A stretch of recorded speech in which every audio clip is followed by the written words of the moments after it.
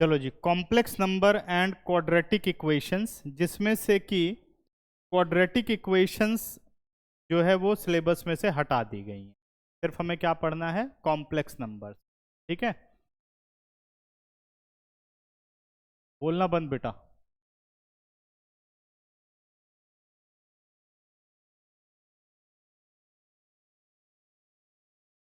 Complex numbers.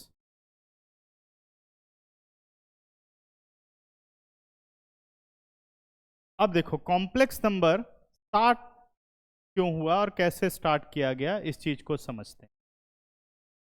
हमने पढ़ा था quadratic equation in class 10th, इसीलिए इस चैप्टर में क्वाड्रेटिक इक्वेशन थी। ठीक है ना? तो क्वाड्रेटिक इक्वेशन बट अब हटा दिया गया तो कोई बात नहीं, बट स्टार्ट हम यहीं से करेंगे कि क्वाड्रेटिक इक्वेशन। ठीक है, क्या होती है quadratic equation? Equation of the form ax square plus B X plus C is equal to 0। ठीक है, ax square plus B X plus C is equal to 0, where a b c belongs to real number and a is not equal to 0। बात याद है सबको? ठीक है, इसके बाद बेटा हमसे पूछा गया नेचर ऑफ द रूट्स। अगर मुझे इस क्वाड्रेटिक इक्वेशन के नेचर ऑफ द रूट्स बताने थे तो हम क्या करते थे? कुछ याद है? Nature of the roots, nature of the roots में हम डिस्क्रिमिनेंट निकालते हैं। क्या निकालते हैं? डिस्क्रिमिनेंट। तो डिस्क्रिमिनेंट क्या होता है? B square minus 4ac। Discriminant निकाल लिया। अब डिस्क्रिमिनेंट की सिचुएशंस क्या थी? पहली situation, if d is greater than 0 तो हम कहते थे then roots are real and distinct. Roots are real and distinct. Real and distinct का मतलब है रूट्स रियल नंबर होंगे लेकिन डिफरेंट होंगे, अलग अलग होंगे, इक्वल नहीं होंगे। तो रियल एंड अनइक्वल ये भी लिखते थे, पहला केस। दूसरा केस था हमारे पास second, if d is equal to 0 तो हम क्या कहते थे? Then roots are real and equal. याद है? तो रूट्स इस केस में क्या थे? रियल और इक्वल थे। ठीक है, अब आते हैं हम तीसरे केस पर। थर्ड केस है हमारे पास कि भाई if d is less than 0, मैंने डिस्क्रिमिनेंट कैलकुलेट किया और वो क्या आ गया? कोई नेगेटिव नंबर आ गया। क्या आ गया? नेगेटिव नंबर आ गया।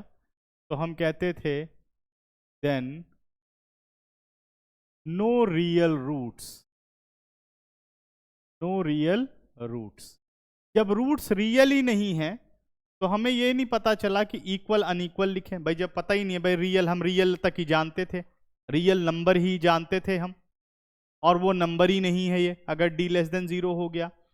तो यहां से सिचुएशन शुरू हुई कि भाई अगर रियल रूट्स नहीं है तो क्या है वो?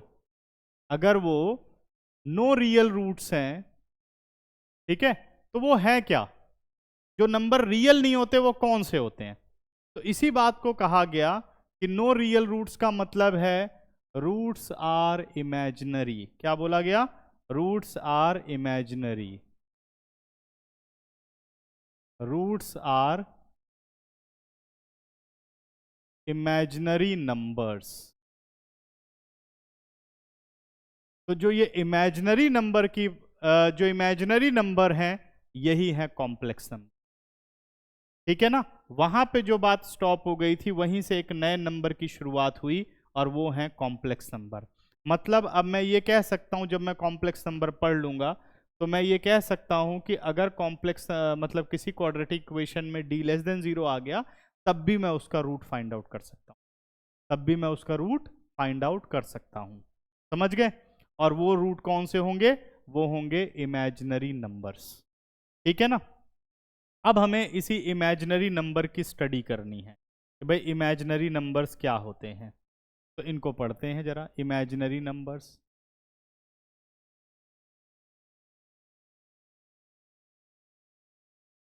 इमेजिनरी नंबर्स, ठीक है ना?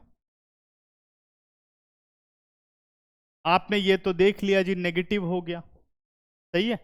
जैसे ही रूट नेगेटिव हो गया तो रूट निकालने का क्या फॉर्मूला होता है? अगर मैं रूट निकालना चाहूं तो क्या रूट ये लिखोगे, x is equal to minus B plus minus root D upon 2a, यही होता है ना रूट निकालने का मेथड। अगर ये हमारे पास ग्रेटर देन 0 है, यानी रूट में डाल दिया कोई पॉजिटिव नंबर, तो उसका स्क्वायर रूट निकल जाएगा जी। अगर d बेटा इक्वल टू 0 आ गया तो 0 का रूट कितना होता है? 0 होता है। समस्या यहां हो गई कि अगर d लेस देन 0 हो गया, यानी कोई नेगेटिव नंबर रूट में डाल दिया, तो वो नंबर क्या बन गया? इमेजिनरी। Roots are imaginary. यानी अगर मान लो d की वैल्यू, सपोज हमारे पास d की वैल्यू आ गई -2, तो यहां क्या बनेगा? यहां बनेगा रूट -2। ठीक है? आज तक आपने कभी भी नेगेटिव रूट का आंसर नहीं किया। अगर आपके पास आ गया रूट -4, इसका भी आंसर नहीं किया। लेकिन कहीं हम एक्सपर्ट बन जाए, 4 का रूट 2 होता है, माइनस का माइनस -2, है ना? तो वो हम नहीं कर सकते, क्योंकि अगर ऐसा होता तो फिर ये कुछ ना कुछ आंसर देता। ठीक है? तो रूट से कभी भी नेगेटिव बाहर नहीं आ सकता, रूट से कभी भी नेगेटिव बाहर नहीं आ सकता। समझ गए? क्लियर हुई बात कि नहीं? ठीक। और एक बात समझते हैं कि भाई रूट से नेगेटिव क्यों नहीं बाहर ला सकते हम, इसको भी थोड़ा क्लियर कर लेते हैं, बातों को समझ लेते हैं। जैसे मान लो हमारे पास एक क्वाड्रेटिक इक्वेशन लिखी गई, X square plus 1 is equal to 0, लिख दी गई X square plus 1 is equal to 0।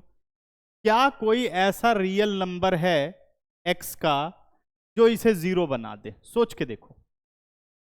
अगर आप कोई नेगेटिव रियल डालते हो, यहां 3 ही वैल्यू तो डाल सकते हो ना, ध्यान से देखो, यहां कितनी वैल्यूज डाल सकते हो? यहां 3 वैल्यूज डाल सकते हो। कौन कौन सी 3 वैल्यूज हो सकती हैं? वो 3 वैल्यूज हो सकती हैं negative real number, 0 real number और पॉजिटिव रियल नंबर, यही तो डाल सकते हो। नेगेटिव रियल का स्क्वायर कितना होगा? पॉजिटिव। 0 का स्क्वायर क्या होगा? आर पॉजिटिव का स्क्वायर क्या होगा? 1 में कोई पॉजिटिव नंबर जोड़ो तो कभी 0 हो सकता है। तो कोई रियल वैल्यू x की नहीं है जो इस इक्वेशन को सेटिस्फाई करे। जब कोई रियल वैल्यू x की नहीं है तो भाई कोई तो वैल्यू होगी, इक्वेशन को सेटिस्फाई तो करनी चाहिए। तो अगर इक्वेशन को सेटिस्फाई करना है तो हम क्या करेंगे? यहां पे हम कहेंगे जी X square is equal to -1। याद आया? अब एक्स स्क्वायर -1 है तो x क्या बन गया? Root of -1। बस यहीं पे आंसर है, तो इससे आगे तो कुछ कर ही नहीं सकते, नेगेटिव रूट तो हमने पढ़ा ही नहीं। और जैसे ही नेगेटिव रूट हुआ मैं समझ गया कि x की वैल्यू इमेजिनरी नंबर है, नेगेटिव में कुछ भी हो। ठीक है ना? अब ऑब्जेक्ट माना गया कि जो ये नेगेटिव रूट है, मतलब वैल्यू तो हम नहीं निकाल पाए, लेकिन जो रूट -1 है इसको हमने एक सिंबल दिया जिसको हमने कहा आयोटा। क्या बोला हमने इसको? Iota. Root -1 is what? Iota.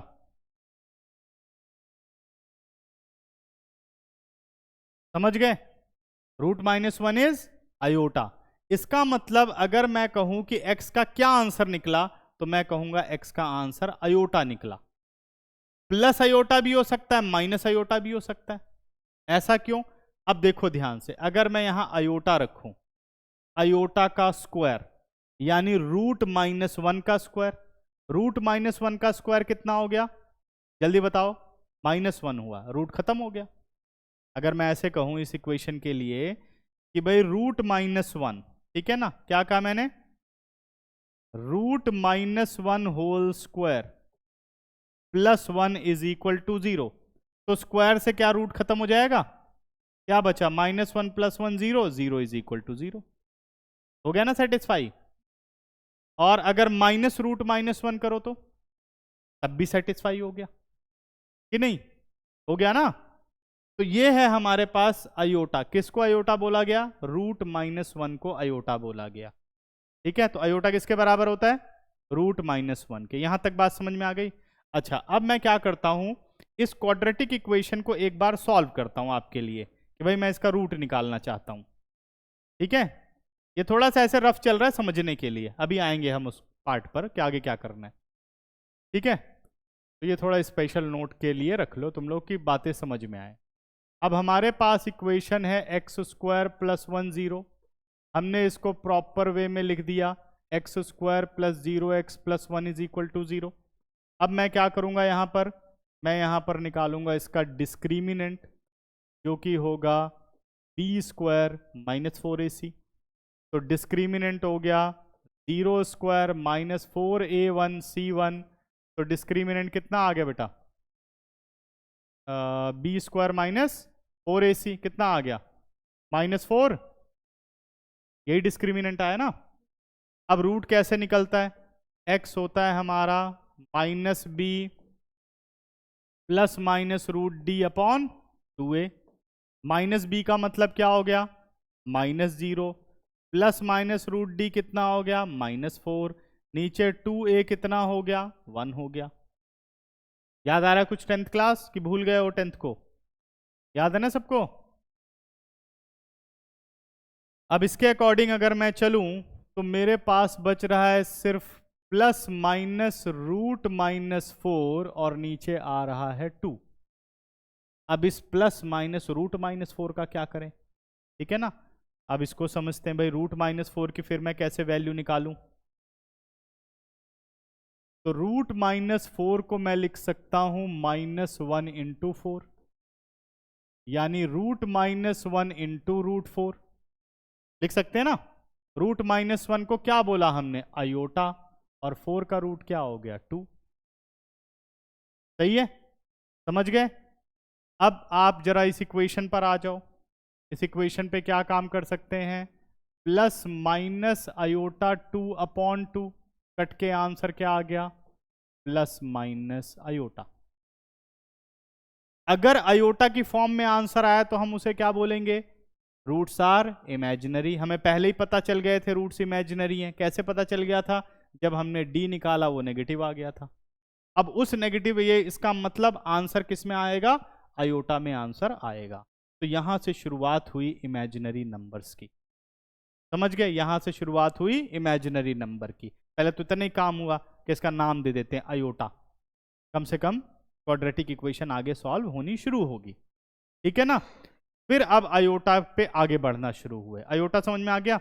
अब इसी तरीके से बेटा कोई भी स्क्वायर रूट आपको निकालने को कह दे, ठीक है,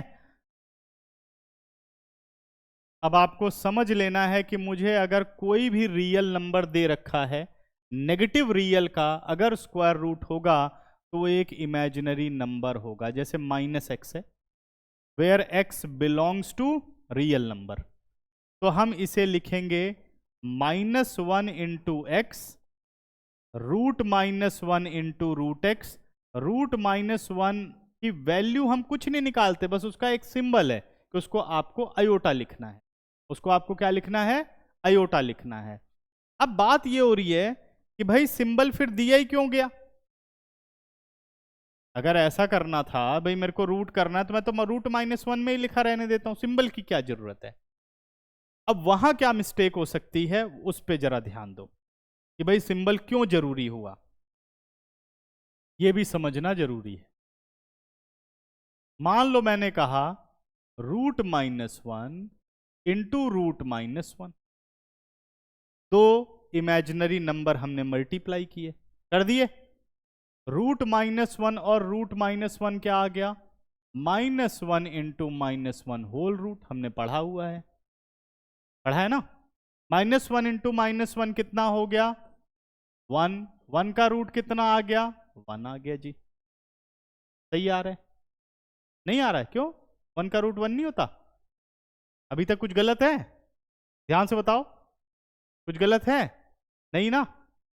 अब और देखो नेक्स्ट, इसी बात को अगर मैं ऐसे कहूं, रूट -1 होता है अयोटा, -1 होता है अयोटा, अयोटा इंटू अयोटा हो गया अयोटा स्क्वायर, अयोटा स्क्वायर हो गया root -1 whole square. Answer is -1। किसको सही मानूं, ऊपर वाला या नीचे वाला? क्यों ऊपर वाला, क्यों नहीं? वो कोई गलत है कहीं से? हाँ, देखो अयोटा रखने से बदल गई, नहीं रखने से आंसर 1 आ गया। तो ये क्योंकि बार बार ये प्रॉब्लम आती, इसलिए ये सिंबल बहुत जरूरी था। ये सिंबल क्या कर रहा है, हमें करेक्ट आंसर दे रहा है। और अगर हम 9th और 10th की बुक्स में पढ़ें तो square root of A into B होता है root A into root B, where A and B are positive real number. Non negative real लिखते हैं उसको, मतलब जीरो हो सकता है। समझ गए? वो इतने ध्यान से छोटी क्लासेस में कौन पढ़ता है? ये सब चीजें पढ़ो, where A greater than zero, B greater than zero, किसी को पढ़ाने लग जाओ भाग जाएगा। एक पता नहीं क्या क्या पढ़ाते रहते हैं उसी में, है ना। इतनी थ्योरी कोई पढ़ता है? ठीक है, लेकिन पढ़नी चाहिए। समझ गए? तो फिर ये समस्या ना आती। यहां तक समझ में आया? क्लियर हुआ कि नहीं? ठीक, क्योंकि सबको क्या चाहिए, रिजल्ट चाहिए। जल्दी बताओ कैसे सॉल्व होगा, ये मत बताओ क्या क्या है उसके अंदर। तो पेपर में एक आधा ही तो कोई आएगा, मुश्किल क्वेश्चन छोड़ देंगे उसको, यही होगा ना। तो इसलिए क्या करते हैं लोग, इतने ज्यादा डिटेल में नहीं जाते। वो क्या करते हैं, सिंपल सा काम कर लेते हैं, बता दो जी सॉल्व कैसे करना है, अभी कॉम्प्लेक्स नंबर बता दो कैसे होना है। ठीक है ना, यहां तक समझ में आया? तो ये अयोटा इसलिए सिंबल दिया गया कि सिंबल से ही ये करेक्ट आंसर निकालता है। ठीक है ना, समझ गए? अब आते हैं बेटा कुछ और बातें। पॉजिटिव या non negative integral power of iota. अब थोड़ा अयोटा में बहुत सारे क्वेश्चंस बनते हैं, उस पर अब हम काम कर लेते हैं। अयोटा सबको समझ में आ गया क्या होता है? रूट -1 कहाँ यूज होता है? अगर किसी भी नेगेटिव रियल नंबर का स्क्वायर रूट निकलेगा तो वो अयोटा की फॉर्म में निकलेगा। ठीक है ना, मतलब मुझे उसे कर देना है -1 into this real number. -1 root बाहर होगा, वो रियल नंबर का जो भी रूट निकलता है निकलेगा, नहीं निकलेगा तो रूट में ही रहेगा। फिर हमें उस रूट -1 को किस में लिख देना है? अयोटा में लिख देना है। जैसे रूट -2 का आंसर क्या होगा? अयोटा √2। रूट -8 का आंसर क्या होगा? -1 अयोटा, 8 का क्या हो गया? 2√2, यानी आंसर आ गया अयोटा इंटू 2√2। बात समझ गए? ठीक है, कोई दिक्कत तो नहीं। अब आते हैं बेटा non negative integral power of iota. Non negative integral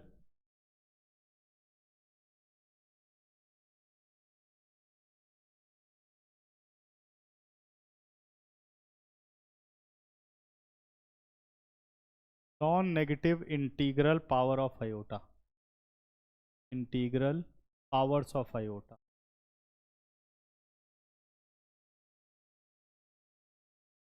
ठीक है,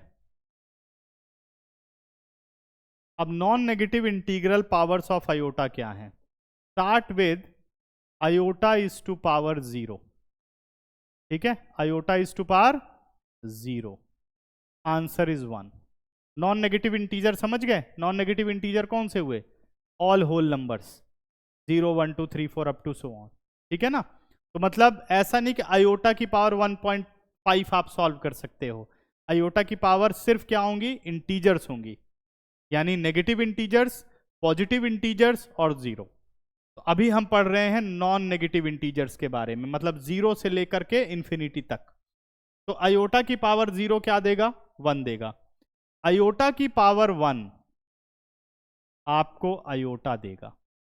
अयोटा की पावर 1 सीधा अयोटा, रूट -1 नहीं लिखना, क्या लिखना है? अयोटा। सॉल्व करते हुए हम इन सब चीजों को समझते हैं। इसके बाद बेटा अगला है अयोटा स्क्वायर। आयोटा स्क्वायर का मतलब क्या हो गया, रूट -1 स्क्वायर, यानी आंसर कितना आ गया, -1। तो आयोटा स्क्वायर किसके बराबर होता है, -1 के बराबर होता है। यहां तक समझ में आया, आयोटा स्क्वायर कितना होता है, -1, ठीक है ना। अब आते हैं नेक्स्ट पर, आयोटा क्यूब। अब हमें करना है आयोटा क्यूब। आयोटा क्यूब को क्या लिख सकते हो, आयोटा स्क्वायर इंटू आयोटा लिख सकते हो। आयोटा स्क्वायर किसके बराबर है, बिल्कुल ठीक, आंसर क्या आ गया, माइनस आयोटा। तो आयोटा क्यूब किसके बराबर होता है, माइनस आयोटा के। अगली पावर क्या है, आयोटा इज टू पावर 4, क्या लिख सकते हो, iota square whole square. Iota square किसके बराबर, -1, और उसका स्क्वायर 1, यानी आयोटा 4 किसके बराबर होता है, 1 के बराबर होता है। यहां तक समझ गए। क्या क्या आपने पढ़ा, iota 0, iota 1, iota 2, iota 3, iota 4 पढ़ लिया। अब मान लो इसके ऊपर पावर आती है, मान लो हमारे पास पावर आ गई iota is to power 5, iota is to power 6, up to so on iota is to power 900, up to so on iota is to power n। तो क्या करेंगे, लेकिन पावर हमेशा क्या रहनी चाहिए, इंटीजर। पावर क्या रहनी चाहिए, इंटीजर। तो ऐसे केस में क्या किया जाता है, where n is greater than 4, n क्या होना चाहिए, 4 से बड़ा हो, तो हमें क्या अप्लाई करना चाहिए। तो हमें क्या करना है, जो हमारा ये n है, ठीक है, हमें क्या करना है, जो हमारा ये n है इसे हमें 4 से डिवाइड कर देना है। तो मान लो क्वोशिएंट m आ गया और रिमाइंडर आएगा r, जब हमने सॉल्व किया। अगर किसी नंबर को जो 4 से बड़ा है उसे 4 से डिवाइड करोगे तो पॉसिबल रिमाइंडर्स क्या हो सकते हैं, रिमाइंडर क्या हो सकते हैं, रिमाइंडर 0 हो सकता है, 1 हो सकता है, 2 हो सकता है, 3 हो सकता है। 4 से तो छोटा ही आएगा ना, डिवाइजर से छोटा होता है ना रिमाइंडर, याद है सबको, ठीक है ना। ये आ गया आंसर। तो अब मैं इस iota is to power n को क्या लिख सकता हूं, जरा इस पे ध्यान देना। डिवाइजर हमारा 4 है, क्वोशिएंट हमारा m है, divisor into quotient plus remainder हमारा r है। क्या इसे लिख सकता हूं, याद है बच्चों वाला, dividend is equal to what, divisor into quotient plus remainder. Dividend क्या है, n है, n को क्या लिख सकता हूं, divisor into quotient plus remainder लिख सकता हूं ना। तो ये हमारा बेसिक रूल बन के आ गया कि जब कोई भी n 4 से लार्जर होगा तो ये काम करना है आप, सही है। अब आगे का सॉल्यूशन क्या बनेगा, अब आगे का सॉल्यूशन समझो। मान लो आयोटा की पावर 5 है, अगर इसे 4 से डिवाइड करोगे तो क्या बनेगा, 4 1 जा 4, क्वोशिएंट कितना आ गया 1, रिमाइंडर कितना आ गया, 5 को 4 से डिवाइड करो, रिमाइंडर 1 आएगा। तो ऐसे लिख सकता हूं, divisor into quotient plus remainder लिख सकता हूं ना, divisor into quotient plus remainder. ये हटा रहा हूं, आगे समझो। इसे और सॉल्व करूं तो ऐसा लिख सकता हूं, iota is to power 4 into iota is to power 1। कौन सा रूल लगा दिया, base same power added, 4 into 1 तो 4 हो गया ना। फिर आयोटा 4 किसके बराबर है, 1 के, आयोटा 1 आंसर कितना आ गया, आयोटा आ गया। आयोटा की पावर 5 का आंसर कितना हो गया, आयोटा आ गया। चलो आयोटा की पावर 7 की बात करें तो अब किससे करोगे, 4 से करो, किस पे जाएगा, ये आएगा 4 1 जा 4 प्लस 3, क्या यही नहीं होगा, होगा, डिवीजन सबको आती है ना। फिर इसे मैं लिख सकता हूं आयोटा की पावर 4 आयोटा क्यूब लिख सकता हूं। आयोटा की पावर 4 कितना होता है 1, और आयोटा क्यूब कितना होता है, जल्दी बताओ। इसका मतलब आयोटा पावर 7 किसके बराबर है, यानी या तो आयोटा की पावर 0 आएगी या तो आयोटा की पावर 1 आएगी, या 2 आएगी, या 3 आएगी। यानी आंसर 1 हो सकता है, आंसर -1 हो सकता है, आंसर माइनस आयोटा हो सकता है। आंसर यही रहेगा चाहे जितनी बड़ी पावर हो। 4 का फायदा क्या है, क्योंकि आयोटा की पावर 4 हमेशा 1 बन जाता है। तो कई स्कूल में स्क्वायर से भी पढ़ाते हैं, आप 4 से पढ़ो, बेटर रहेगा। ठीक है ना, आगे बढ़ते हैं। अब 900 की बात कर लूं तो 4 से डिवाइड करो जरा, 900 को कर लें डिवाइड। क्यों भाई? 4 2 ज़ा 8, कितना आ गया? 10। 4 2 ज़ा 8, कितना आ गया? 20, रिमाइंडर 0। अब क्या लिख सकता हूं इसे? 4 इंटू 225 प्लस रिमाइंडर क्या हो गया? 0। अब इस जैसे मैंने इनको ब्रेक किया ऐसे इसे ब्रेक करता हूं। आयोटा इंटू 225 आयोटा की पावर 0 लिख सकते हैं ना, बेस सेम पावर एडेड। इसको अलग कर लो, प्लस वाला बाहर कर दो।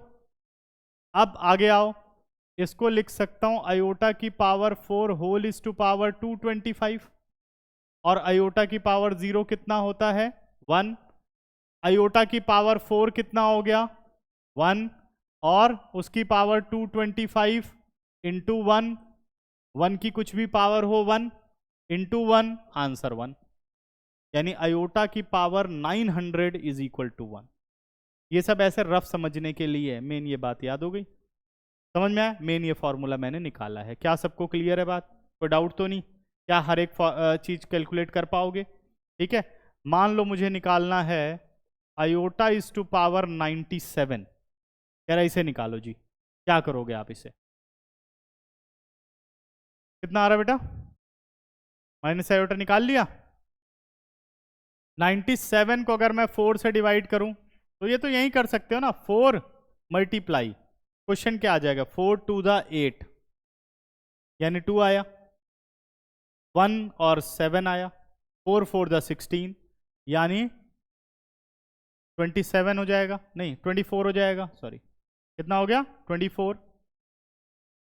सही है, तो 24 इंटू 4 96 प्लस 3, ये मैं डायरेक्ट कर दे रहा हूं, इतना कोई घपलेबाजी नहीं है, सीधे डिवाइड करो और आंसर निकाल लो, हो गया।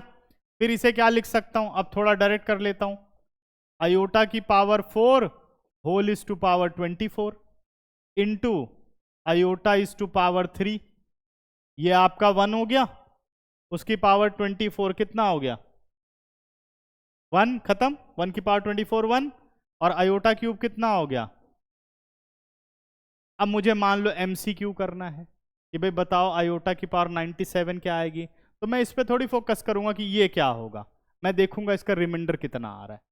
3 आ रहा है, यानी iota cube minus iota answer. अब कह रहा है आयोटा की पावर 900, एमसीक्यू कह रहा है, मैं फोकस करूंगा इसका रिमाइंडर कितना आ रहा है? 0, आयोटा की पावर 0 1। तो हम इस पे फोकस करेंगे अपने एमसीक्यू में, उन पे फोकस नहीं करेंगे। अभी क्लियर हो गया? अच्छा, यहां अगर कहे तो क्या आंसर आएगा? आयोटा की पावर आर, आर हमें पता ही नहीं क्या है, 0 है, 1 है, 2 है। अगर कह दे what are the possible answer, तो इसका मतलब आर की 3 वैल्यूज है, 0 यानी 1 हो सकता है आंसर, -1 हो सकता है आंसर, और माइनस आयोटा हो सकता है इसका आंसर। पॉसिबल आंसर क्या हो गया? 1, -1 और माइनस आयोटा। समझ में आया? ऐसा नहीं कि आर में आंसर नहीं कर सकते, पूछने को कुछ भी पूछ सकता है, वो भी हम आंसर कर पाएंगे। किसमें? 97 में कितना हो गया? अच्छा 1 बचेगा रिमाइंडर, सॉरी, ओहो हो, सॉरी सॉरी सॉरी, कहाँ चली गई दुनिया? अच्छा मुझे लगा मैं 99 कर रहा हूँ। रिमाइंडर कितना हो गया? 1, तो कोई बात नहीं, आयोटा की पावर 1, आंसर आयोटा। अब तो ठीक है, सही है, क्लियर हो गई बात? बढ़े भाई आगे। तो ये था positive non negative integral power of iota, complete कर लिया। अब आ जाओ आगे, negative integral power of iota, negative integral power of iota.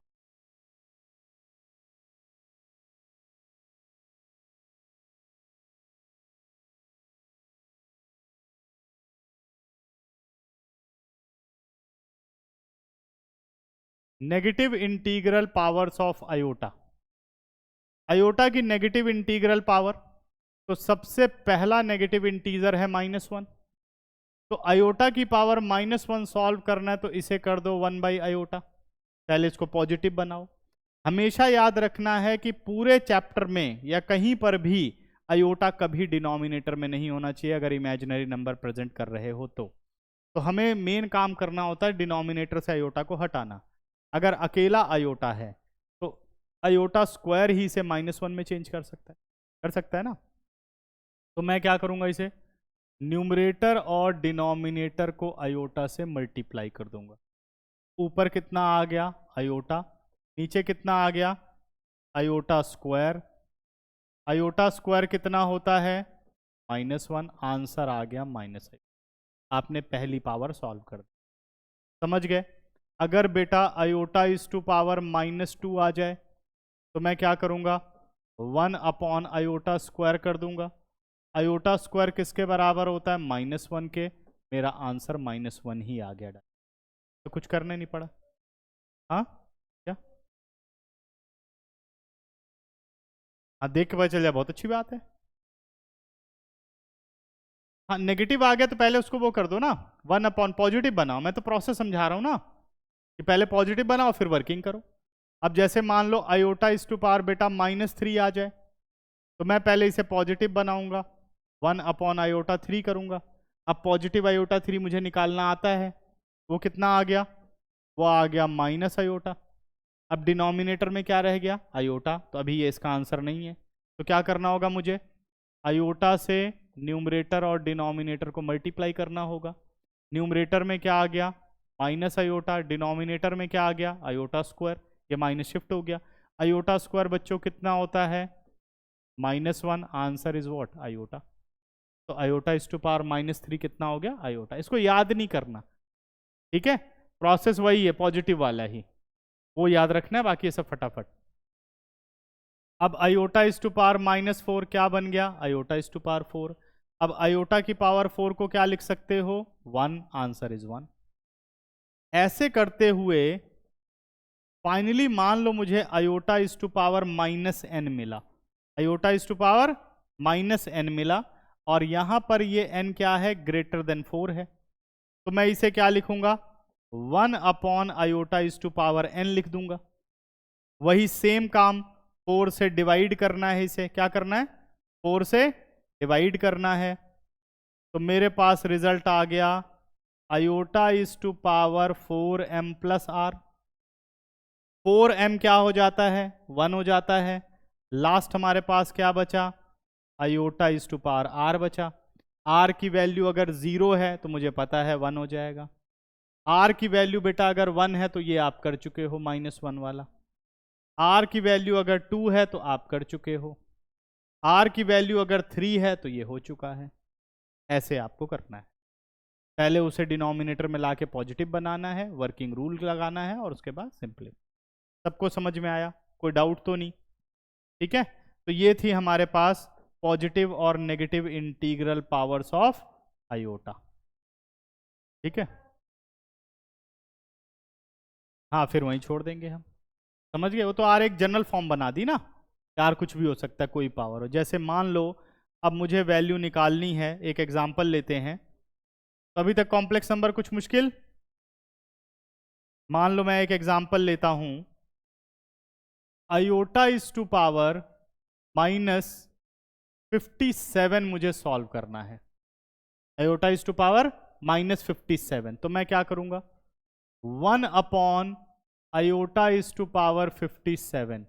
57 को आपको 4 से करना है डिवाइड, तो 4 1 जा 4, ठीक है, 4 4 जा 16 इंटू +1, यही आएगा ना। अब मैं चाहता हूं कि मैं इसको ना एक्सप्लेन करूं, मुझे लगता है सबको पता ही है, डायरेक्ट लिख दूं 1/आयोटा। और 1/आयोटा कैसे सॉल्व करते हो iota iota iota upon iota square, कितना आ गया बच्चों -आयोटा। तो iota is to power -57 is -iota, ठीक है। पॉजिटिव नेगेटिव पावर समझ में आ गई, कोई डाउट तो नहीं अभी तक। तो आपने पढ़ लिया कि भाई कॉम्प्लेक्स नंबर की शुरुआत क्यों है, क्या इसके बेनिफिट्स हैं, और आयोटा एक इमेजिनरी नंबर को प्रेजेंट करता है। ठीक है ना। अब बढ़ते हैं आगे। तो दो तरह के नंबर आपने पढ़ लिए, कौन कौन से? 10 तक हमने पढ़ा रियल नंबर सिस्टम, और अब हम आ गए इमेजिनरी नंबर। नंबर सिस्टम के दो पार्ट हैं, एक रियल नंबर और दूसरा इमेजिनरी नंबर। इमेजिनरी नंबर अब हम पढ़ना शुरू कर रहे हैं।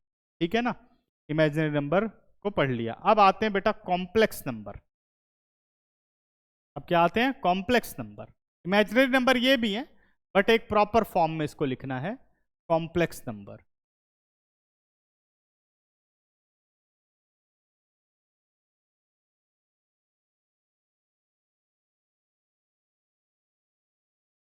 ठीक है।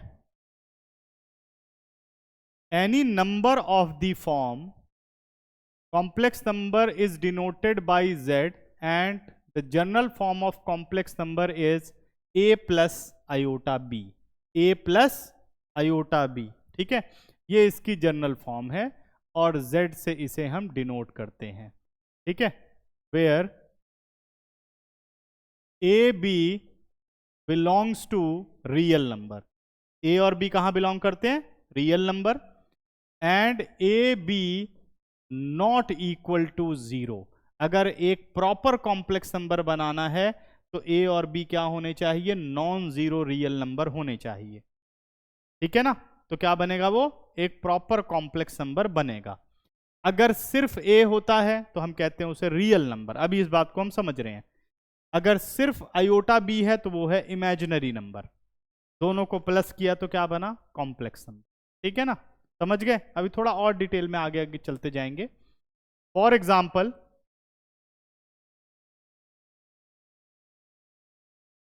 जैसे मान लो कोई कॉम्प्लेक्स नंबर लिख दिया गया 2 + 3 आयोटा। ये एक कॉम्प्लेक्स नंबर है।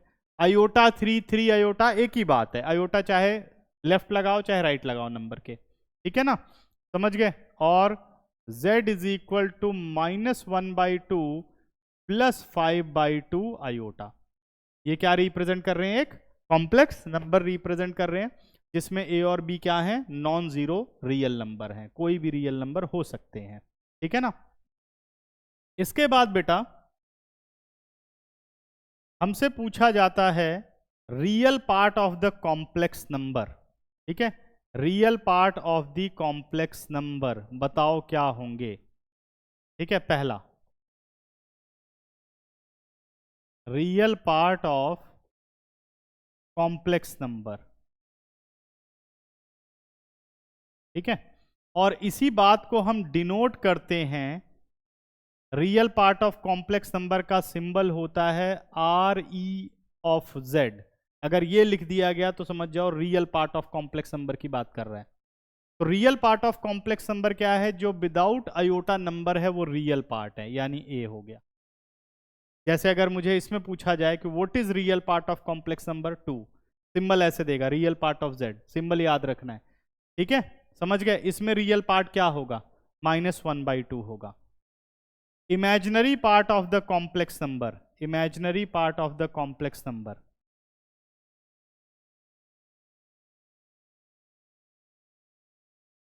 Imaginary part of complex number, इसको हम डिनोट करते हैं IMZ। IMZ imaginary part of complex number. तो इमेजिनरी पार्ट में जो रियल नंबर आयोटा के साथ है उसे इमेजिनरी पार्ट बोलते हैं। आयोटा बी नहीं, सिर्फ क्या होगा? B is imaginary part. B is imaginary part. समझ गए? तो अगर मैं इसमें इमेजिनरी पार्ट बोलूं तो 3, इसमें इमेजिनरी पार्ट बोलूं तो 5/2। सबको क्लियर है? ठीक है, आगे बढ़ते हैं। इमेजिनरी पार्ट के बाद कुछ और बातें।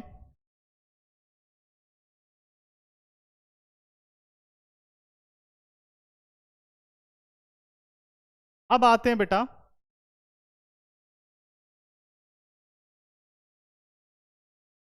Purely real complex number. ये सारे नोट मैं यहीं डाल दे रहा हूं। Purely real complex number, purely real complex number.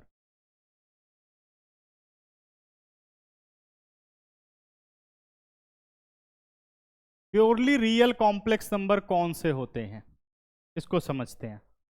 मान लो हमारे पास एक कॉम्प्लेक्स नंबर z है जो कि है a प्लस आयोटा b, ठीक है। If a is not equal to 0 and b is equal to 0, ठीक है।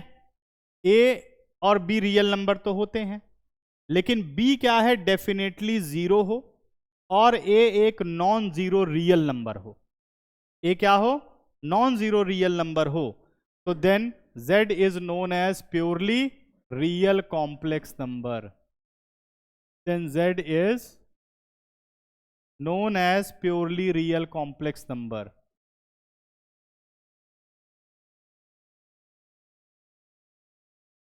Purely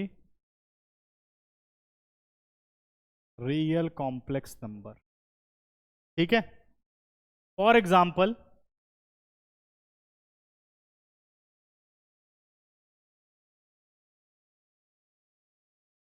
z is equal to 5 plus 0 iota, z is equal to -1/2 plus 0 iota.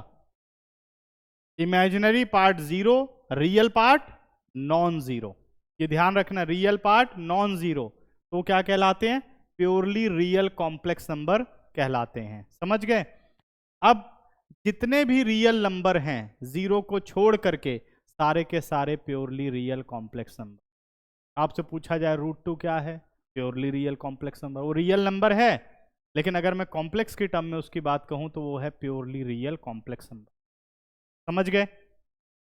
Fourth, purely imaginary complex number. अब आते हैं हम fourth part पर, purely imaginary complex number.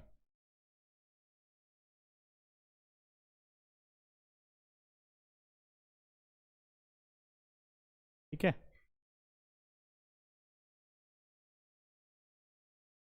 Purely imaginary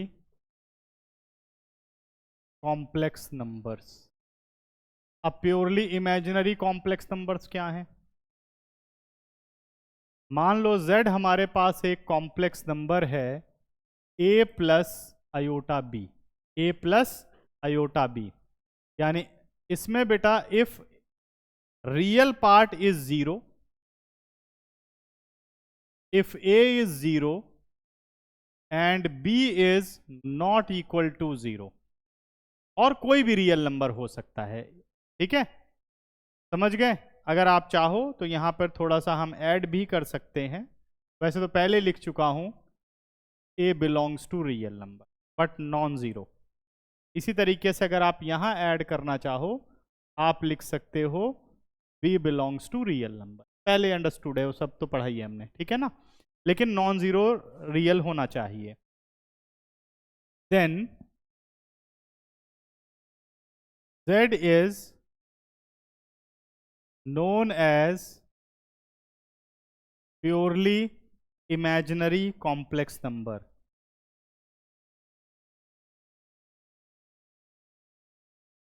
imaginary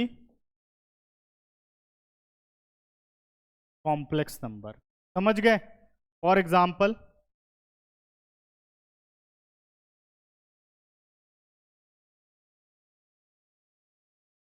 जैसे सिर्फ लिख दिया जाए z is equal to 0 plus 2 iota, z is equal to 0 minus √2 iota, ठीक है ना। रियल पार्ट क्या है, 0 है, तो इसका क्या नाम हुआ, प्योरली इमेजिनरी कॉम्प्लेक्स नंबर हुआ। समझ गए। a 0 b नॉट 0 तो purely imaginary, b 0 a not 0 तो प्योरली रियल। लेकिन अगर दोनों 0 हो गए तो क्या, वो तो पढ़ा ही नहीं, तो क्या होगा, पढ़ा है पहले कभी, हैं? Yes sir, no sir? ठीक है, अगर दोनों 0 हो गए, फोर्थ पार्ट है बेटा जीरो कॉम्प्लेक्स नंबर। ये सब एमसीक्यू के लिए तैयार हो रहे हो तुम लोग, zero complex number, zero complex number. तो 0 is known as zero complex number, a complex number of the form 0 + 0 iota. अगर दोनों 0 हैं तो ना तो वो प्योरली रियल है ना वो प्योरली इमेजिनरी है, वो कौन सा है? Zero complex number. बात समझ में आ गई? यहां तक क्लियर हुआ? ये था हमारे पास कॉम्प्लेक्स नंबर, ठीक है ना? यहां तक क्लियर? अब बढ़ते हैं आगे। अब आते हैं एलजेब्रा ऑफ कॉम्प्लेक्स नंबर की तरफ चलना शुरू करते हैं। Equality of complex number. बच्चों मैं अभी लॉज आपको नहीं पढ़ाऊंगा, लॉज की उतनी कोई ज़रूरत नहीं, वैसे समझा दूंगा, लिखूंगा नहीं, ठीक है ना? जैसे एडिशन के लॉज हैं, मल्टीप्लिकेशन के लॉज हैं, तो वैसे एग्जाम में लिखने को नहीं आते, बट इसको थोड़ा हम स्किप करेंगे, ठीक है ना? सिर्फ आपको मैं प्रोसेस समझाऊंगा, पहले पढ़ाया हुआ है, तो बाकी अभी फिलहाल हमें जल्दी करना है तो इस चीज़ को हम नहीं करेंगे, ठीक है ना? एग्जाम के हिसाब से कर लेते हैं। तो अगला आता है बेटा equality of complex number. Equality of complex number. दो कॉम्प्लेक्स नंबर कब बराबर होते हैं? जैसे मान लो एक कॉम्प्लेक्स नंबर है a + आयोटा b, एक और कॉम्प्लेक्स नंबर है, ये z1 हो गया, z2 is another complex number c + iota d। दो कॉम्प्लेक्स नंबर लिख दिए। Complex number z1 is equal to z2। अगर कॉम्प्लेक्स नंबर इक्वल हैं तो ये क्या करेंगे? ऐसा तब पॉसिबल है when real part of the complex number is equal to real part of another complex number, imaginary part of the complex number is equal to imaginary part of second complex number। दो बराबर हैं तो ऐसा पक्का होगा, real और real बराबर होंगे, इमेजिनरी और इमेजिनरी बराबर होंगे, ठीक है? And converse is also true, if real part is equal to real part, imaginary part equal to imaginary part, then two complex numbers are equal। Equality समझ में आ गई? फॉर एग्जाम्पल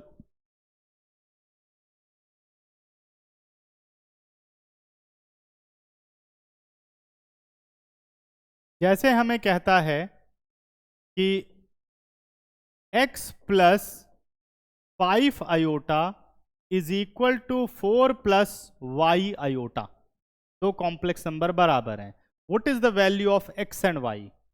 तो बहुत ही सिंपल है, हमें यह पता है कि दो कॉम्प्लेक्स नंबर के बीच में इक्वल टू साइन लगा हुआ है, तो रियल और रियल बराबर होते हैं, यानी x4 आ गया। इमेजिनरी और इमेजिनरी पार्ट बराबर होते हैं, y5 आ गया। आसान है, हो गया क्वेश्चन, ठीक है? रियल और रियल बराबर, इमेजिनरी और इमेजिनरी बराबर, ठीक है ना? समझ गए? ये मैंने एक एग्जांपल लिया समझाने के लिए, इतने पप्पू क्वेश्चन नहीं आते, ठीक है? ये बस समझ के रखना है कि ऐसे होता है। क्लियर है ना? ठीक है, आगे बढ़ते हैं। इसके बाद आता है बेटा addition of complex number. Addition of complex number. Addition of complex number. अब कॉम्प्लेक्स नंबर की हमें एडिशन करनी है। मान लो हमारे पास एक कॉम्प्लेक्स नंबर है z1 a + आयोटा b, दूसरा कॉम्प्लेक्स नंबर है z2 c + आयोटा d। मुझे z1 और z2 को बच्चों ऐड करना है, यानी z1 + z2, दो कॉम्प्लेक्स नंबर हमें ऐड करने हैं, तो यानी a + iota b + c + iota d। तो ऐड करने का रूल क्या होता है? रियल पार्ट और रियल पार्ट ऐड हो जाते हैं और इमेजिनरी पार्ट और इमेजिनरी पार्ट ऐड हो जाते हैं। आयोटा बाहर आ गया, b + d हो गया, ठीक है ना? फॉर एग्जाम्पल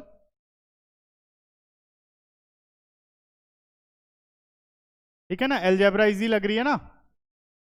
जैसे मान लो z1 हो गया 2 + 3 आयोटा, z2 हो गया 4 + 5 आयोटा।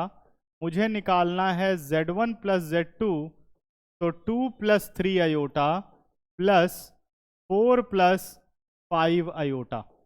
सही है? तो रियल और रियल ऐड कर लो, 2 और 4 कितना हो गया? 6 आयोटा बाहर बेटा, 8 iota. What is the real part of this complex number? Imaginary part, ठीक है? तो ये आ गई आपकी एडिशन। एडिशन के बाद आता है multiplication with scalar multiple.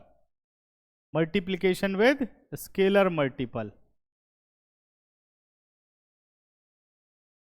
Multiplication of complex number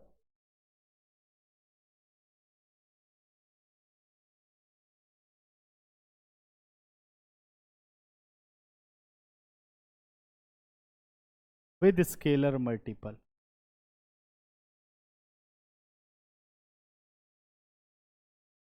scalar multiple का मतलब होता है बच्चों कि किसी भी रियल नंबर या कांस्टेंट से अगर कॉम्प्लेक्स नंबर को मल्टीप्लाई करें तो ये रिजल्ट कैसा आएगा, किस तरीके से आप मल्टीप्लाई कर सकते हो।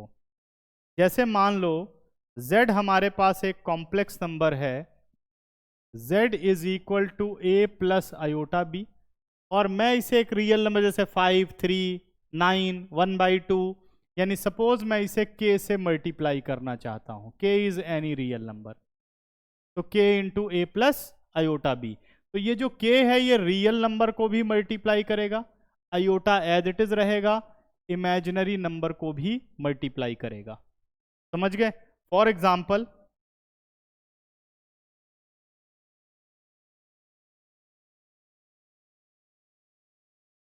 जैसे मान लो z हो गया 3 माइनस 2 आयोटा और मुझे 5 इंटू जेड करना है, तो 5 3 ज़ा 15, 5 2 ज़ा 10, ये इसका आंसर हुआ। सही है? यहां तक क्लियर हो गया? इतनी अलजेब्रा सबको समझ में आ गई? आसान ही है। आगे बढ़ते हैं। Subtraction of complex number.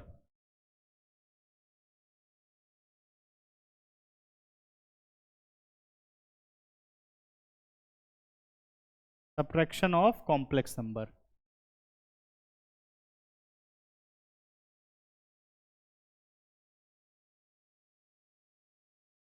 दो कॉम्प्लेक्स नंबर को अगर सब्ट्रैक्ट करो तो क्या होता है? मान लो z1 एक कॉम्प्लेक्स नंबर है a plus iota B, z2 एक कॉम्प्लेक्स नंबर है c प्लस आयोटा डी। मुझे माइनस करना है z1 माइनस z2, यानी a plus iota B minus c plus iota D. तो सेम कॉन्सेप्ट बेटा, a plus iota D bracket खोलोगे minus minus iota D, यानी minus as a scalar multiple हो गया -1, दोनों माइनस से मल्टीप्लाई हो जाएंगे। ठीक है ना? अब रियल में से रियल माइनस कर दो, a माइनस सी, आयोटा बाहर, इमेजिनरी में से imaginary minus b minus D. ठीक है? इस तरीके से आप सब्ट्रैक्ट करते हो। ठीक है? तो ये तो कोई मुश्किल बात नहीं है ना?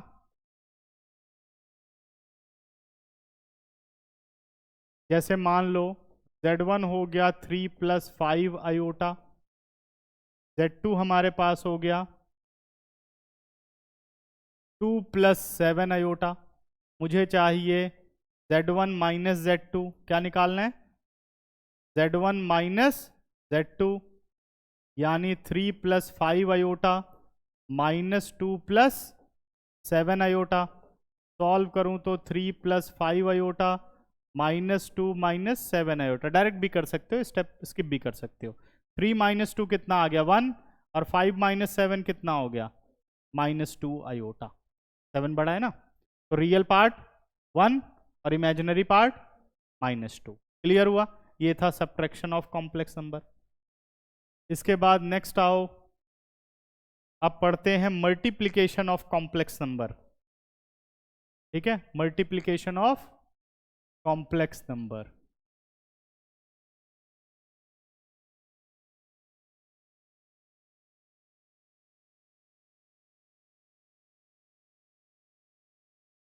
ठीक है? अब ये मत समझ लेना कि ये भी हो जाएगा real real multiply, imaginary imaginary multiply, दिमाग में बैठ गया हो कहीं। ठीक है ना? तो अब इसको कैसे करते हैं, ध्यान समझो।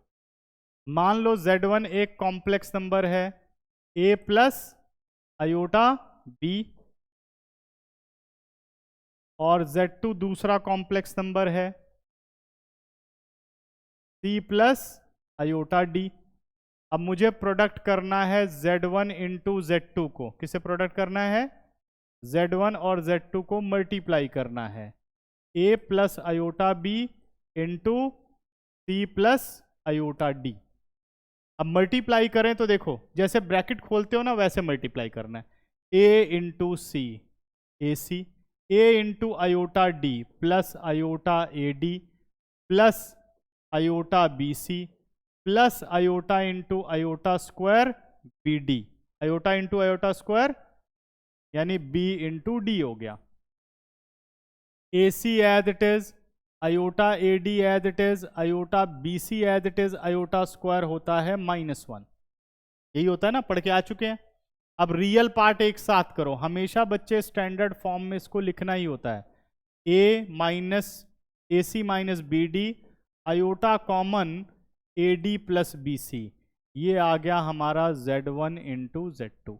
लेकिन इसको एक फॉर्मूले की तरह याद नहीं रखना है, आपने जो ये प्रोसेस किया है वो प्रोसेस आपको आना चाहिए। ठीक है ना, समझ गए? एक एग्जांपल लेते हैं।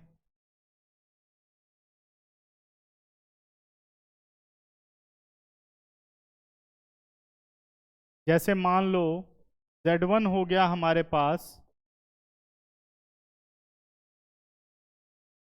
2 + 4 आयोटा, Z2 हो गया 3 - 5 आयोटा। मुझे मल्टीप्लाई करना है Z1 और Z2 को। 2 + 4 iota multiply with 3 - 5 iota, multiply करूं तो 2 3 = 6 -10 iota, 4 3 = 12 iota, 20 iota square. Iota square किसके बराबर है? -10 और 12 हमें क्या आंसर दे देंगे? +2 आयोटा, 12 - 10, और इधर कितना हो गया? आयोटा स्क्वायर -1, तो क्या बेटा +20 हो गया? क्या +20 हो गया? सही है। तो फाइनल आंसर क्या बना? तो Z1 इंटू Z2 कितना आ गया? 26 + 2 आयोटा। ये हमारा एंड हो गया क्वेश्चन। क्या मल्टीप्लिकेशन समझ में आ गई? ठीक है ना, आगे बढ़ते हैं। मल्टीप्लिकेशन के बाद नेक्स्ट आता है division of complex number.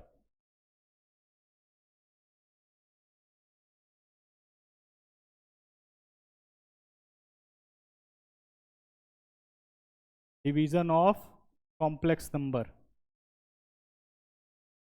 Division of complex number क्या है? दो कॉम्प्लेक्स नंबर को अगर हमें डिवाइड करना है, तो इसको मैं बेसिक स्ट्रक्चर में नहीं कोई क्वेश्चन लेके समझा देता हूं। जैसे Z1 हो गया 2 + 3 आयोटा, Z2 हो गया 3 + 2 आयोटा। मुझे Z1 और Z2 को डिवाइड करना है। 2 + 3 आयोटा अपॉन 3 + 2 आयोटा आ गया। आयोटा कभी भी डिनोमिनेटर में नहीं रहना चाहिए, आयोटा कभी भी डिनोमिनेटर में नहीं रहना चाहिए। समझ में आ रहा है? ठीक है। तो आयोटा हटाना है, सेम कॉन्सेप्ट जो रैशनलाइज का आपने सीखा है। अगर a + b है तो आपको क्या बनाना है? a - b। a + b है तो क्या बनाना है? a - b। तो ये रहा, मतलब रियल और इमेजिनरी के बीच का साइन चेंज करना है, ये ध्यान रखो। तो 3 + 2 आयोटा है तो हम इसे क्या लिखेंगे? 3 - 2 आयोटा। किसके बीच का साइन बदलना है? रियल और इमेजिनरी के। प्लस है तो माइनस, माइनस है तो प्लस, वही रैशनलाइज का कॉन्सेप्ट। तो ये बन गया आपका 2 + 3 iota multiply with 3 - 2 iota. a + b into a - b क्या बन गया? a² - b²। अब ओपन करो, 2 3 = 6, 2 2 = 4, 3 3 = 9 और 3 2 = 6 आयोटा स्क्वायर। 3 का स्क्वायर 9, 2 का स्क्वायर 4 और आयोटा का square iota square. Iota square कितना होता है? Iota square -1। तो ये आ गया 6 as it is, -4 + 9 5 iota, iota square -1 हो गया +6। नीचे आ गया 9 + 4 हो गया आयोटा स्क्वायर -1। लिखने की जरूरत तो नहीं है, सब क्लियर हो रहा है? अब 6 और 6 कितना हो गया? 12 + 5 आयोटा, 9 4 कितना हो गया? 13। तो ये आप बेसिक स्टैंडर्ड फॉर्म में लिखो, 12/13 plus 5/13 iota. What is real part? Imaginary part. Algebra यहां तक हो गई खत्म. ठीक है, समझ गए. अब आगे बढ़ते हैं. कॉन्जुगेट ऑफ कॉम्प्लेक्स नंबर क्या निकालना है? Conjugate of complex number. Conjugate of complex number. एक कॉम्प्लेक्स नंबर का कॉन्जुगेट क्या होता है? मान लो z हमें एक कॉम्प्लेक्स नंबर दे रखा है आयोटा b. ठीक है, तो कॉन्जुगेट निकालने के लिए हम क्या करते हैं? Replace iota by minus iota. Replace iota by minus iota. Iota को किससे चेंज कर दो? माइनस आयोटा से. तो हमें क्या मिलता है? Conjugate of a complex number मिलता है. और कॉन्जुगेट का सिंबल होता है z के ऊपर बार लगा देना. ठीक है, तो z कॉन्जुगेट बन गया a माइनस आयोटा b. क्या क्लियर है बच्चों? a minus iota b. For example,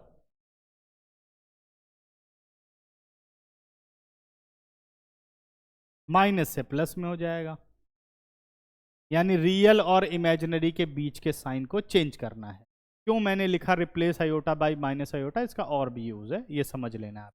मैं माइनस आयोटा से रिप्लेस करूंगा, साइन हमेशा बदल जाएगा, है ना. अच्छा, अब एग्जाम्पल पर आ जाते हैं. कुछ मुश्किल तो नहीं लग रहा? एग्जाम्पल की बात करूं, मान लो z हमारे पास एक कॉम्प्लेक्स नंबर है -3 plus 4 iota. What is it's conjugate? क्या होगा? -3 माइनस 4 आयोटा. रिप्लेस आयोटा करना है बस, बाकी जो कुछ है एज इट इज. ठीक है ना, ये कॉन्जुगेट आ गया. अब आ जाइए बेटा प्रॉपर्टीज. इनकी प्रॉपर्टीज आपको याद रखनी है.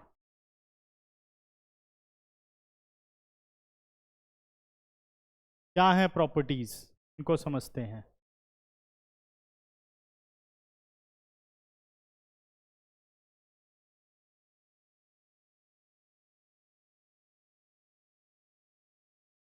ठीक है,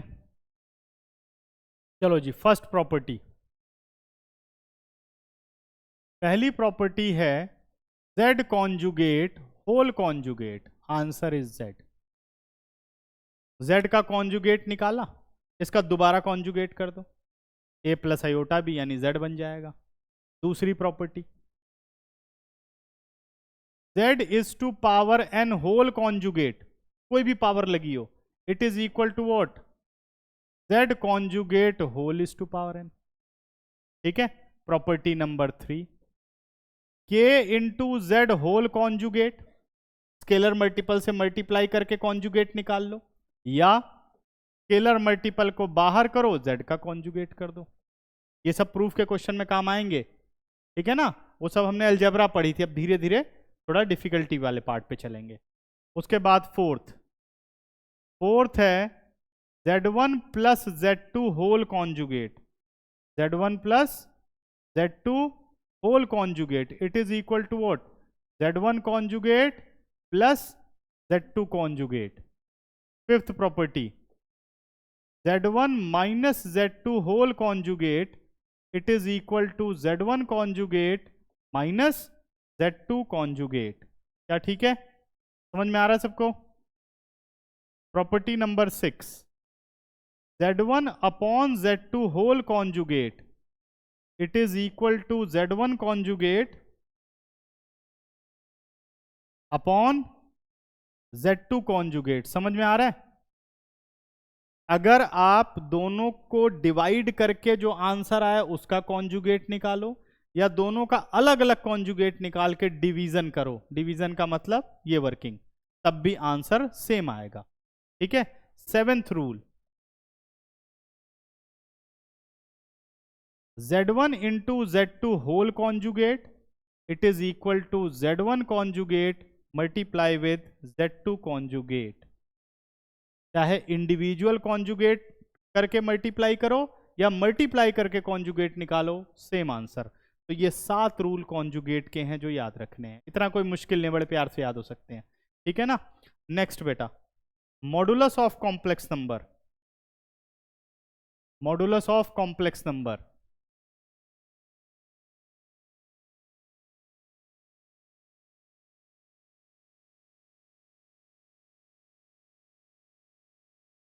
मॉडुलस ऑफ कॉम्प्लेक्स नंबर क्या है? मान लो हमारे पास एक कॉम्प्लेक्स नंबर है z is equal to a plus iota b, और मुझे इसका मॉडुलस निकालना है। Modulus is denoted by mod z, ठीक है, लेकिन ये कॉम्प्लेक्स नंबर का मॉड है। तो कॉम्प्लेक्स नंबर का मॉड कहता है square root of sum of square of real part and imaginary part. ध्यान रखना, इमेजिनरी पार्ट मेरे कहने के बावजूद भी आयोटा उसमें डाल देते हैं। समझ गए? क्या लेना है? Imaginary part. इमेजिनरी पार्ट क्या होता है? जो आयोटा के साथ रियल नंबर होता है उसे इमेजिनरी पार्ट बोलते हैं। Iota b is not imaginary part. Clear है? समझ गए? फॉर एग्जाम्पल,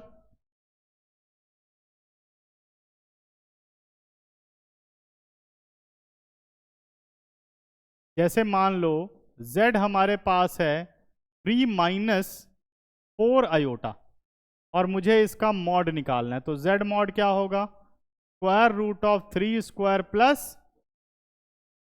4 आयोटा तो नहीं, 9 प्लस 16। आंसर कितना बना? और answer is 5, because z mod is always greater than 0। Non zero complex number की हम बात कर रहे हैं। अगर एक जीरो कॉम्प्लेक्स नंबर आएगा तो जीरो होगा, हम उसकी बात नहीं कर रहे हैं। हम किसकी बात कर रहे हैं? नॉन जीरो कॉम्प्लेक्स नंबर की हम बात कर रहे हैं। तो एक नॉन जीरो कॉम्प्लेक्स नंबर के लिए जो z मॉड होता है वो ऑलवेज ग्रेटर देन 0 होता है। ये ध्यान रखना। तो आंसर हमेशा क्या होना चाहिए? पॉजिटिव। ठीक है, अब आ जाओ प्रॉपर्टीज।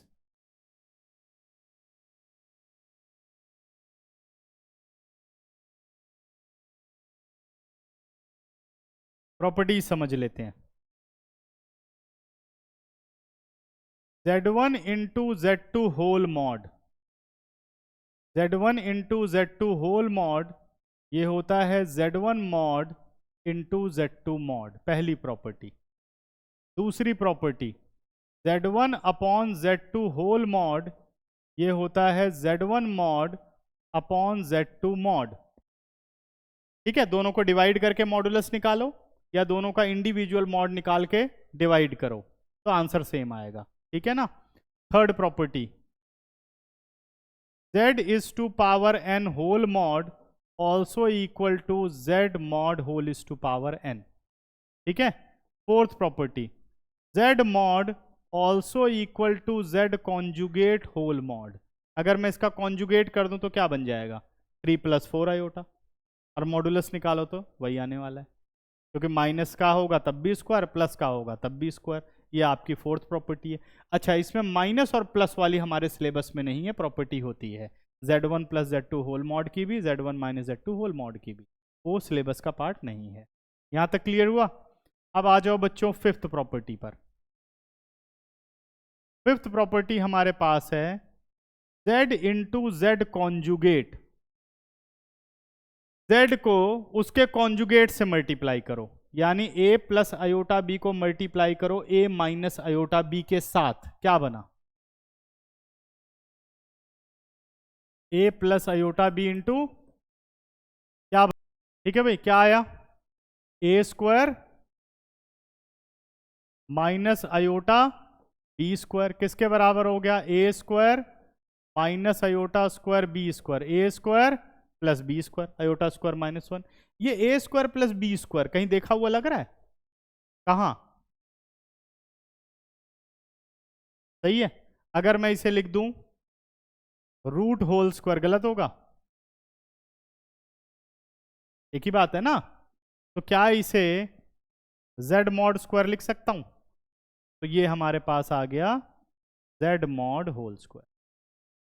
क्लियर हुआ? ठीक है, तो ये हमारा मॉडुलस भी डन हो गया विद प्रॉपर्टीज। सबको समझ में आया? ठीक है। Next, multiplicative inverse of a complex number, most important. Multiplicative inverse of complex number.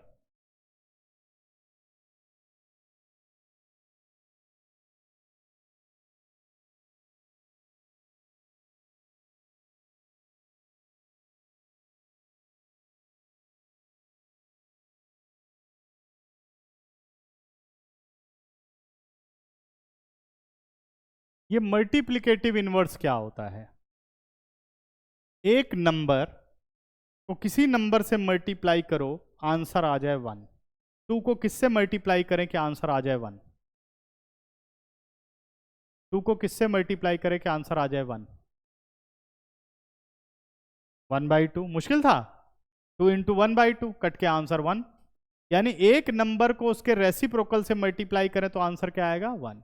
लेकिन मल्टीप्लिकेटिव इनवर्स हमेशा किसके लिए होता है? नॉन जीरो के लिए होता है। जीरो के लिए थोड़ी हो सकता है। जीरो को 1/0 से मल्टीप्लाई करके 1 थोड़ी कर देंगे, है ना? कहीं कर दो, जीरो से जीरो काट दिया, दुनिया ही बदल दी, है ना? वो तो नहीं होगा ना। तो मल्टीप्लिकेटिव इनवर्स, तो अगर बेटा z हमारे पास कोई कॉम्प्लेक्स नंबर है, z जो कि है a प्लस आयोटा b, तो इसका मल्टीप्लिकेटिव इनवर्स है 1/z, क्योंकि z इंटू 1/z कट के कितना आ जाएगा? 1। और 1/z को लिख सकते हो z⁻⁻1। तो जब भी मल्टीप्लिकेटिव इनवर्स की बात करेगा, इसका मतलब मुझे z⁻⁻1 निकालना है। ठीक है ना? अब आते हैं z⁻⁻1, ये आ गया 1/a plus iota b।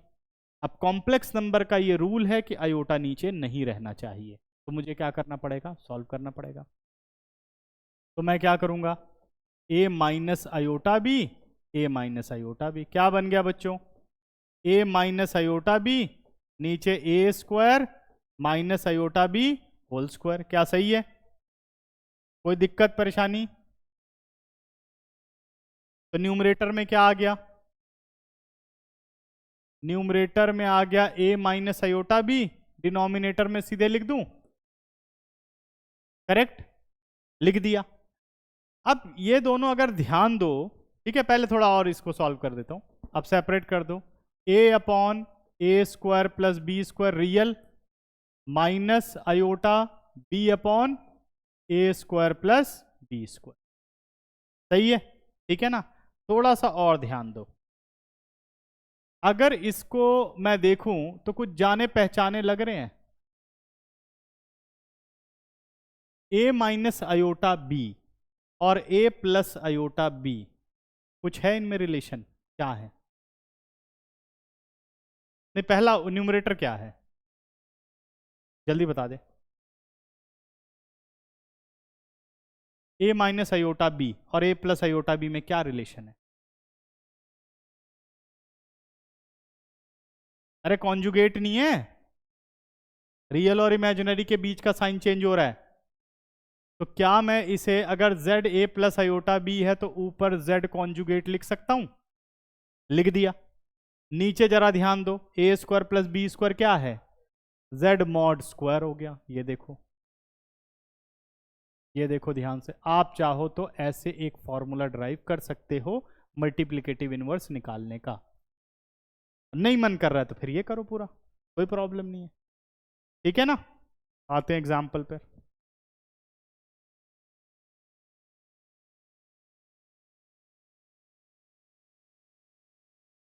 Example की बात करूं, मान लो z हमारे पास है 3 प्लस 4 आयोटा। कह रहा है इसका मल्टीप्लिकेटिव इनवर्स बता दो। क्या बताना है? Multiplicative inverse. यानी मुझे क्या निकालना बेटा? z की पावर -1। तो मुझे पता है ये होता है z conjugate upon z mod whole square. MCQ आया मान लो, तो फॉर्मूला याद कर लेंगे। z कॉन्जुगेट क्या हो गया और z मॉडुलस क्या हो गया? 9 और 16, 25, 25 का रूट, ये आ गया। तो आंसर देखो, 3/5 माइनस 4/5 आयोटा। ठीक है, खत्म। लेकिन मान लो नहीं याद रहा, कोई बात नहीं, तो हम क्या करेंगे? हमारे पास है z पावर -1, मैंने बना दिया 1/z, यानी 1/3 प्लस 4 आयोटा। 3 माइनस 4 आयोटा और 3 माइनस 4 आयोटा। ठीक है बेटा? न्यूमरेटर में क्या आ गया? 3 minus 4 iota, 3 square minus 4 iota square. 3 minus 4 iota, ये 9 हो गया प्लस 16 हो गया। ठीक है ना? कोई ऐसा नहीं कि याद करना, ये भी जल्दी हो जाएगा। ठीक। अब बढ़ जाते हैं हम आगे।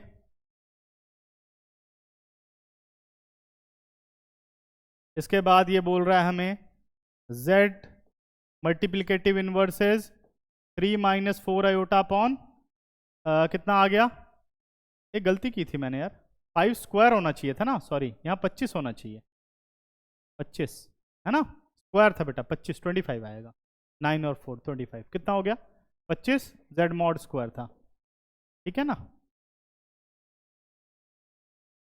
ये आ गया 25, 3/25 माइनस 4/25 आयोटा, ये आ गया हमारा मल्टीप्लिकेटिव। क्लियर है, इतना ही कॉम्प्लेक्स नंबर है, सारा खत्म हो गया। एक छोटा सा आर्गेंड प्लेन समझाना है, वो जब प्रॉब्लम करेंगे तब कर लेंगे, ठीक है ना। तो ये हो गया खत्म, इससे ज्यादा कॉम्प्लेक्स नंबर में कुछ नहीं है, इसी को अच्छे से तैयार करना है।